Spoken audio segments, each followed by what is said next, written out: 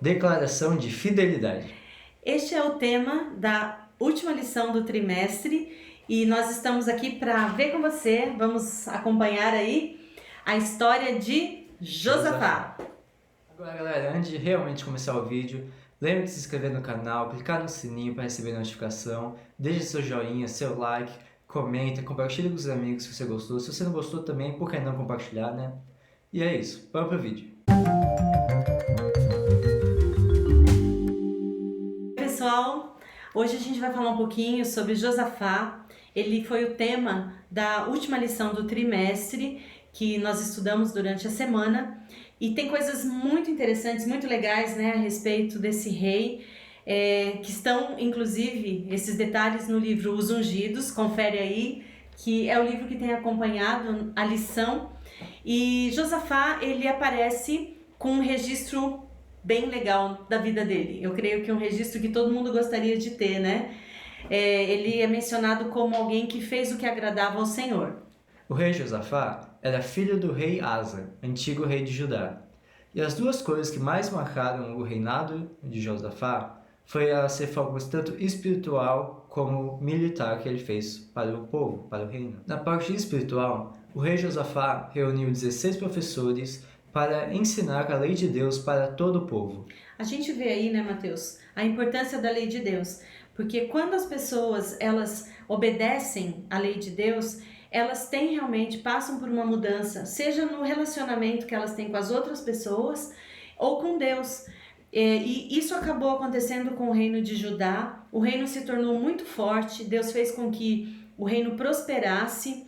Teve também, né, o outro aspecto que foi a forma como ele preparou ali o reino, fortificou as cidades, fez um exército muito forte, ou seja, ele estava preparado para enfrentar qualquer situação, humanamente falando, né, com esses preparos que ele fez. Mas a gente precisa destacar que ele trouxe o povo para mais perto de Deus, e isso realmente produziu um reavivamento, uma reforma. Então o povo próximo de Deus, eles tiveram um momento de muita prosperidade ali no reino de Judá. Muitos deixaram seu pecado, principalmente da idolatria. Embora Josafá não tenha tirado todos os altares, todos os postes de adoração, ele tirou a maioria. A Bíblia diz que alguns ainda ficaram e alguns do povo ainda adoravam naqueles lugares. Mas, como nós podemos ver, a maior parte do povo realmente se voltou para Deus por causa dessa reforma que Josafá fez. Interessante que Josafá, ele tinha um parentesco, né, com Acabe. A gente pode até dizer que esse foi um deslize aí do governo dele, porque para formar uma aliança política com Israel, ele permitiu que seu filho Jeorão se casasse com Atalia, que era filha de Acabe e Jezabel, aquele casal bonzinho, lembra que a gente já viu, né, nas lições anteriores? E isso trouxe assim um problema, né, para Josafá, especialmente quando Acabe cismou de atacar os sírios, né, que tinham tomado a cidade de Ramote Gileade, que era uma cidade de refúgio que havia pertencido a Israel.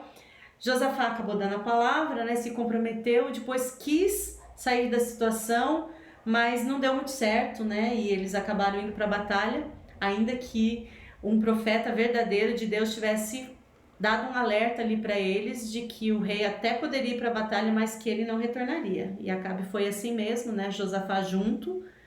E aconteceu exatamente como o profeta falou. Acabe foi disfarçado porque ele sabia que o foco da batalha era tentar matar ele. Mas mesmo disfarçado, ele acabou morrendo com uma flecha que foi lançada aleatoriamente e atingiu nas frestas da armadura dele. A coisa mais improvável de se acontecer aconteceu, e se cumpriu o que o profeta tinha dito. Josafá então volta agora humilhado.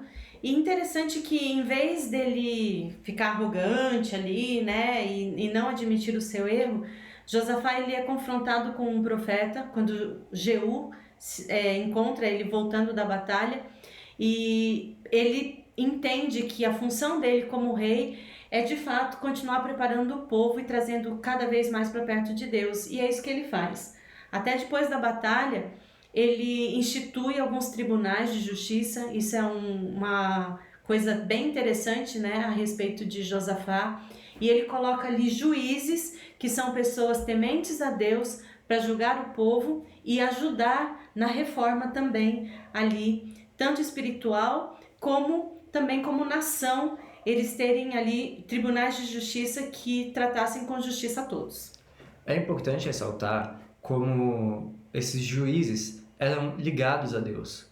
O temor do Senhor é o princípio da sabedoria. Isso é o que fala no começo do livro de Provérbios e ao longo do livro inteiro. Então é muito importante essa relação que eles tinham de justiça com temor ao Senhor. Porque com o temor do Senhor se tem a sabedoria verdadeira, a distinção entre o bem e o mal. A mesma coisa que Salomão pediu. Exato. E parece que quando estava tudo em paz no reino ali, né, de Judá, chega uma notícia que deixa todos muito assustados, preocupados, porque vem um mensageiro e fala, olha, os amonitas, os moabitas, que sempre estavam ali, né, na cola, né, do povo de Deus, eles estão vindo para atacar o reino de Judá. E todo mundo fica apavorado, mas é muito interessante como Josafá age, porque ele tinha tudo ali na mão dele, ele tinha um exército preparado, ele tinha cidades fortificadas, mas ele decide voltar-se para Deus, ou seja, aquilo que ele ensinou o povo, ele mesmo coloca em prática. E ele reúne o povo, né, Mateus? E eles então naquela reunião, ele proclamam jejum, e eles então se colocam, né, ali nas mãos de Deus e pedem que Deus cuide deles, que Deus os proteja na batalha, e eles fazem um pedido bem interessante de que Deus confunda os inimigos que estão vindo, né, a caminho ali para atacá-los. E agora nós chegamos no verso que fala na lição, 2 Crônicas 20, e essa parte é muito bonita, como a minha mãe disse, que nesse momento era o momento que Josafá podia falar, não, agora eu consigo. Mas ao invés disso ele chegou e se voltou a Deus e fez uma oração muito bonita, falando, tipo, lembrando Deus, como foi Ele que deu essa terra para eles, como Deus sempre protegeu eles. E tem uma parte que ele fala, que ele relembra a história, que ele faz praticamente a mesma oração que Salomão fez ao construir o templo, porque ele se reuniu e o povo estava diferente para o templo.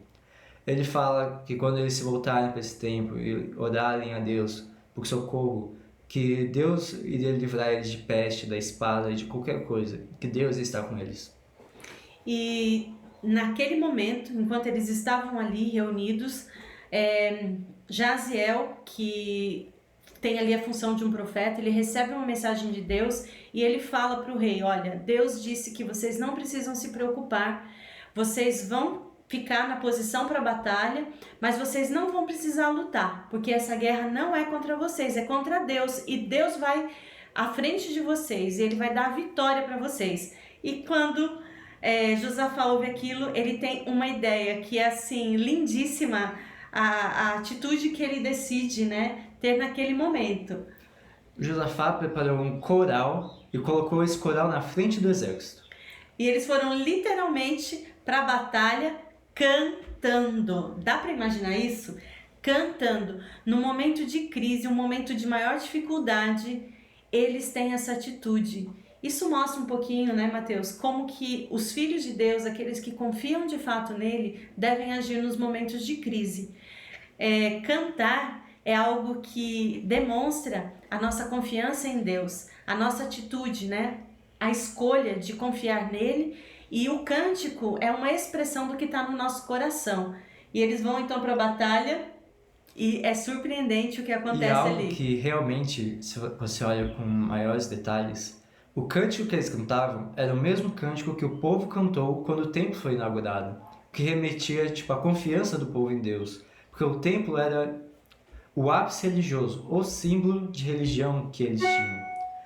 Não só os judeus se orgulhavam desse templo, era algo tão magnífico, tão grandioso, que os povos em volta acabavam se orgulhando também. E ao cantarem esse cântico que remetia ao templo, eles realmente estavam dizendo, tipo... Nós confiamos em ti, né? Exatamente. E acontece ali exatamente o que eles tinham pedido para Deus, porque os inimigos, eles acabam se confundindo e uns começam a matar os outros. Então os amonitas com os moabitas e aqueles que vinham de Seir e tal. E quando praticamente o exército de Judá chega ali, os inimigos estão mortos e eles voltam, né, vitoriosos e com o coração ainda mais cheio de alegria. A gente está chegando ao final aí, precisamos encerrar, né, esse vídeo, mas nós precisamos lembrar do que é dito a respeito de Josafá. Quando a história de Acabe é contada, a gente vê a forma triste como terminou. Porque depois, né, daquela batalha em que Acabe foi morto, a Bíblia registra que os soldados, eles lavaram a carruagem do rei num riozinho onde as prostitutas se banhavam e os cachorros, né, os cães, tomaram aquela água. E já de Josafá, a gente vê que linda declaração é feita a respeito dele, porque o registro final é que Josafá fez o que agradava ao Senhor. Isso nos leva a pensar, né? Como que será que está sendo feito o registro da nossa vida? Se a sua vida fosse resumida em uma frase, qual seria? Será que o registro, né, que está sendo feito é: você tem feito as escolhas certas, você tem se aproximado de Deus e por isso você tem agradado ao Senhor. Que essa seja também a declaração que possa ser feita a seu respeito. E se prepare aí, né? Logo a gente já está com a lição do próximo trimestre.